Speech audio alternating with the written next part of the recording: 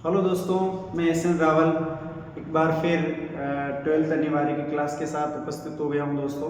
और दोस्तों, जैसे कि एग्ज़ाम पास आ चुका है, तो मैं चाहता हूं कि आपको भी यूट्यूब के माध्यम से जो इम्पोर्टेंट व्याख्याएं हैं और साथ में जो क्वेश्चन आंसर हैं उनकी क्लासें मैं शॉर्ट वीडियो के रूप में देता रहूं, एक क्रैश कोर्स की तरह आपकी मैं तैयारी करवाता रहूं। तो आइए दोस्तों, क्लास शुरू करते हैं। और क्लास शुरू करने से पहले आप यदि मेरे YouTube चैनल से नए जुड़े हैं तो सब्सक्राइब कर लीजिए दोस्तों, क्योंकि मैं इसमें आपको जो इम्पोर्टेंट परिचय हैं वो भी बताने वाला हूँ। ग्रामर से संबंधित जो भी चीज़ें हैं सारी मैं बताने वाला हूँ। और आप कमेंट और लाइक कीजिए, आपका कमेंट ही आने वाली क्लासों का आधार बनेगा, क्योंकि मुझे लगेगा आपको आपका रिस्पॉन्स यदि मुझे मिलेगा तो दोस्तों मैं रेगुलर क्लासें आपको देता रहूँगा। तो क्लास शुरू करते हैं। सबसे पहले तो हम देखते हैं कि एग्जाम में कौन कौन सी व्याख्याएं इंपॉर्टेंट, कौन कौन से पैराग्राफ इंपॉर्टेंट हैं। जैसा कि अपना पहला पार्ट है अनिवार्य हिंदी में, हरिवंश राय बच्चन वाला।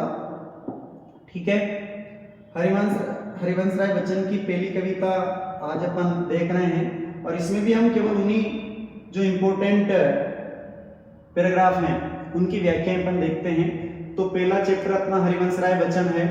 परिचय में आपको अलग से करवा दूंगा दोस्तों, जो इंपॉर्टेंट बनेंगे वो परिचय में आपको करवा दूंगा।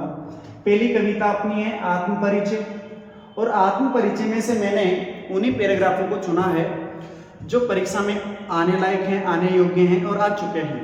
ठीक है दोस्तों, तो देखिए पहला पैराग्राफ देखिए। मैं जला हृदय में अग्नि दहा करता हूँ, सुख दुख दोनों में मग्न रहा करता हूँ। और आपके व्याख्या वाला क्वेश्चन 5 या 6 नंबर का आता है दोस्तों। एक पद्य की व्याख्या आती है, दो पैराग्राफ आते हैं जिनमें से एक करना होता है, और एक गद्य की व्याख्या, उसमें भी 2 ही आते हैं। तो व्याख्याओं का बहुत रोल रहता है, 12 यूं कैसे 10-12 नंबर का मैटर रहता है, तो व्याख्या बहुत इंपॉर्टेंट है। तो दोस्तों बात अपन करते हैं।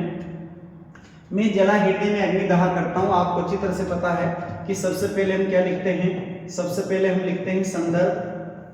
ठीक है, तो मान लीजिए जैसे इसी चैप्टर से ये पैराग्राफ आ चुका है और आ जाए, तो आपको संदर्भ क्या लिखना है। संदर्भ में लिखेंगे प्रस्तुत काव्यांश हमारी पाठ्य पुस्तक आरोभाग 2 में संकलित कविता आत्म परिचय से लिया गया है, जो कवि हरिवंश राय बच्चन द्वारा रचित है। ये आपका संदर्भ हो जाएगा। संदर्भ के बाद बारी आती है किसकी, प्रसंग की। किसकी बारी आती है दोस्तों, प्रसंग की बारी आती है। वैसे तो क्या है कि पैराग्राफ के अनुसार अपन क्या कर सकते हैं, प्रसंग को चेंज कर सकते हैं। फिर भी यदि आप एक ही प्रसंग बनाना चाहते हैं पूरी कविता का, तो आप लिख सकते हैं कि प्रस्तुत अंश में कवि ने संसार के लोगों को या सांसारिक प्राणियों को प्रेम की मस्ती के साथ जीवन जीने की प्रेरणा दी है। संसार के लोगों को मस्ती के साथ जीवन जीने की प्रेरणा दी है, या प्रेम की मस्ती के साथ जीवन जीने की प्रेरणा दी है। ये आप क्या कर सकते हैं, प्रसंग लिख सकते हैं।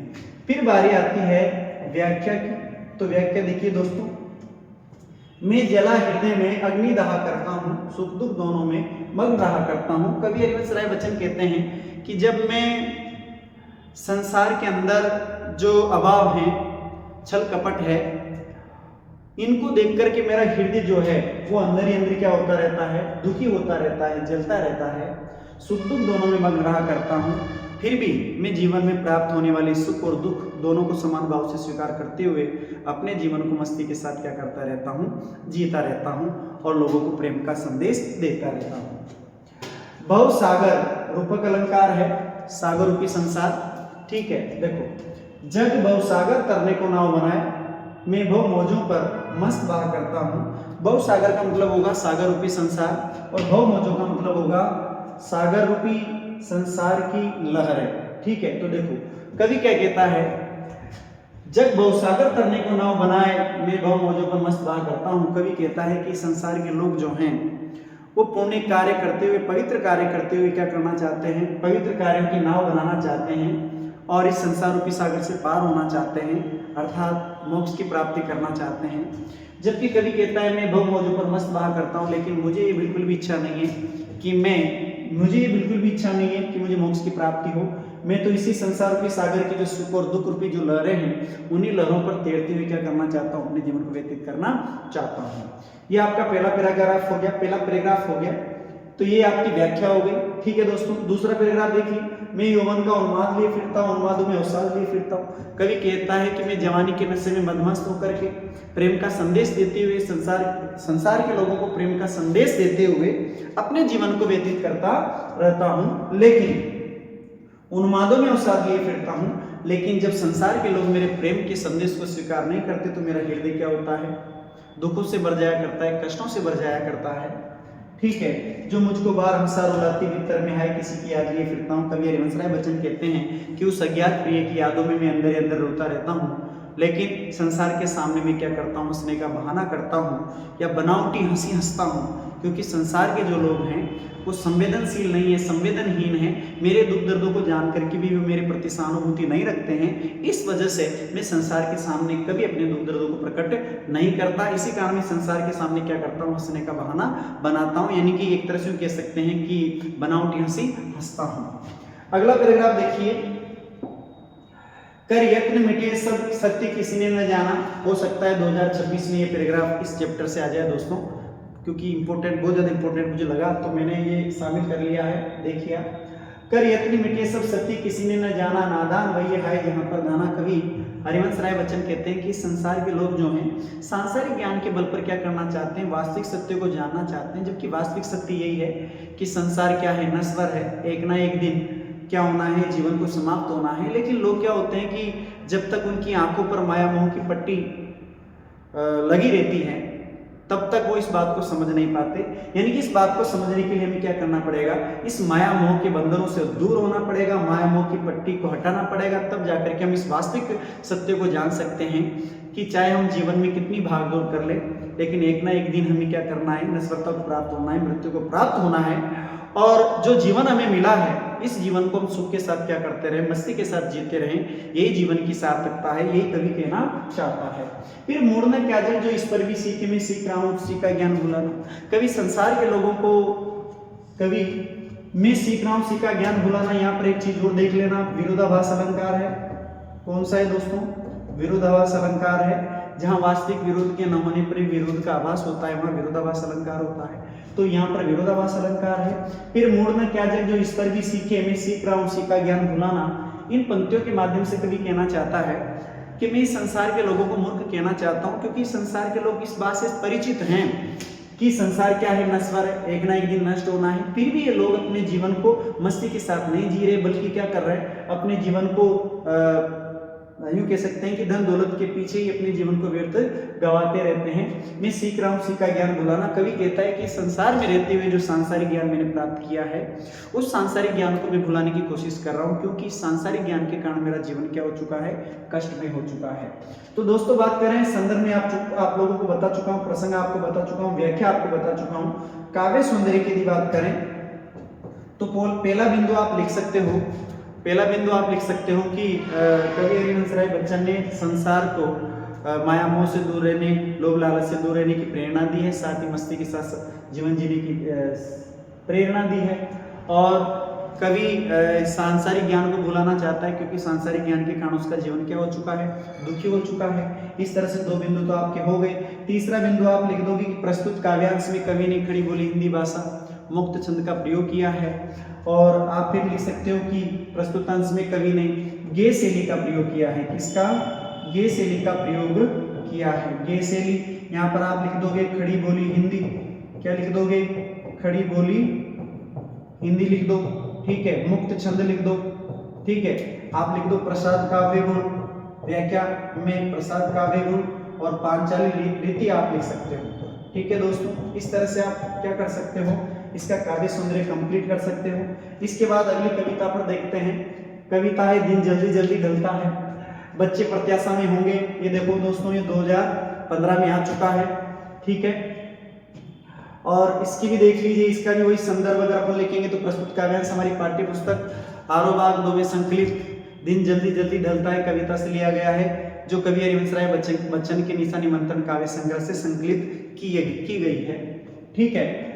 प्रसंग में आप लिखना चाहो तो दोस्तों लिख सकते हैं कि बच्चे प्रत्याशा यानी कि प्रसंग में आप लिख सकते हो कि प्रस्तुत अंश में कवि बताना चाहता है कि अपने स्वजनों से मिलने की उत्कंठा सभी प्राणी वर्ग में रहती है। हर व्यक्ति अपने परिवार के लोगों से मिलना चाहता है, दूर रहना नहीं चाहता है। तो व्याख्या आप कर देंगे, बच्चे प्रत्याशा में होंगे, नीड़ों से झांक रहे होंगे। कवि हरिवंश राय बच्चन कहते हैं कि अपने परिवार के लोगों से मिलने की जो उत्कंठा होती है, तीव्र इच्छा जो होती है, वो केवल मानव वर्ग में नहीं होती, प्राणी वर्ग में अपन कह सकते हैं कि पशु पक्षियों में भी होती है।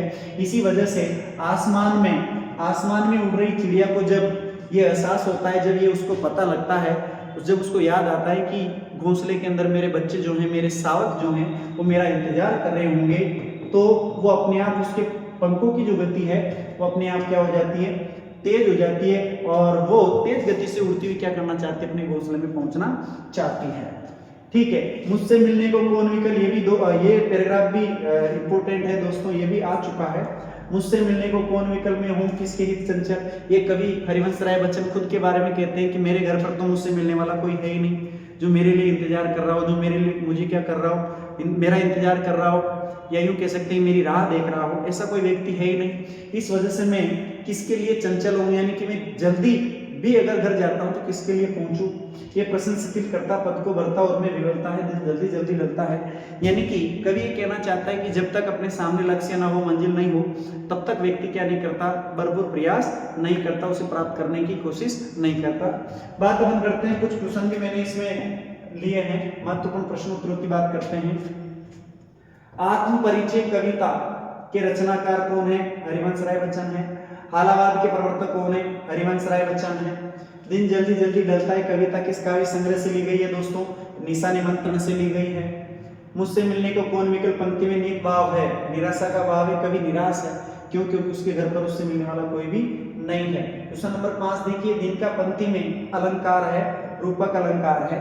रूपक अलंकार यानी कि जहां पर उपमेय बात अपन करें कि जब उपमेय पर उपमान का आरोप किया जाता है। एक पंक्ति और बात करते हैं, थोड़ा सा और देखते हैं। देखो, आत्म परिचय कविता से हमें क्या प्रेरणा मिलती है। अब दोस्तों ये क्वेश्चन मैंने इस वजह से शामिल किया ताकि मैं पूरी कविता का सार आपको बता सकूं। ठीक है, आत्म परिचय का मतलब होता है स्वयं का परिचय। कवि कहता है कि मानव जीवन एक ऐसा जीवन है जिसमें मानव को सुख दुख, सफलता असफलता सभी प्राप्त होती रहती है, और मानव के जीवन में अनुकूल और प्रतिकूल दोनों प्रकार का समय आता रहता है। तो मानव को इन दोनों में समान रूप से मस्ती के साथ अपने जीवन को व्यतीत करना चाहिए। और बात अपन करें कि साथ के साथ ये भी है कि यदि हम जीवन में सुख दुख को भी सुख के समान क्या कर लेते हैं, स्वीकार कर लेते हैं, तो हमारा जीवन जो है वो सुख में हो जाया करता है। और आत्मपरिचय कविता में कवि मुख्य रूप से तो यही संदेश देना चाहता है कि मानव को अपने जीवन में चाहे किसी भी प्रकार की परिस्थितियां हो, मानव को मस्ती के साथ, प्रेम के साथ अपने जीवन को व्यतीत करते रहना चाहिए। यही इसका संदेश है। दिन जल्दी जल्दी ढलता है कविता का मूल भाव या केंद्रीय भाव यदि अपन बात करें तो इस कविता में कवि ये बताना चाहता है कि समय जो है वो निरंतर गति से चल रहा है। आदमी को समय रहते ही क्या करना चाहिए, अपने जो बात करते हैं कि अपना जो लक्ष्य है, मंजिल है, उद्देश्य है, वो प्राप्त कर लेना चाहिए। क्योंकि व्यक्ति को जीवन के अंतिम दिनों में ऐसा लगता है कि उसे और समय मिलता तो शायद वो अपनी और जो कार्य थे और जो लक्ष्य थे उनको क्या कर सकता था, पूरा कर सकता था। ठीक है, तो ऐसा आपके जीवन में ना हो। और दूसरी बात ये भी है कि मतलब इस कविता का अगर अपन यूँ कहें, मूल भाव कह दें, केंद्रीय भाव कह दें, तो इस कविता में कवि ये बताना चाहता है कि समय निरंतर परिवर्तनशील है, निरंतर चल रहा है, और मानव जीवन क्या है, नश्वर है।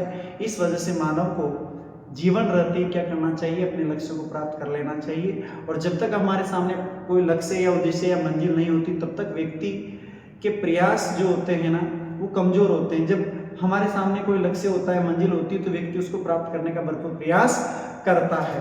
इसके अलावा दोस्तों अपन बात करें, एक पंक्ति और भी आती है इसमें, सांसों के दो तार, ये पंक्ति भी इसमें आती है। इसमें भी दोस्तों रूपक अलंकार है। कौन सा अलंकार है, रूपक अलंकार है।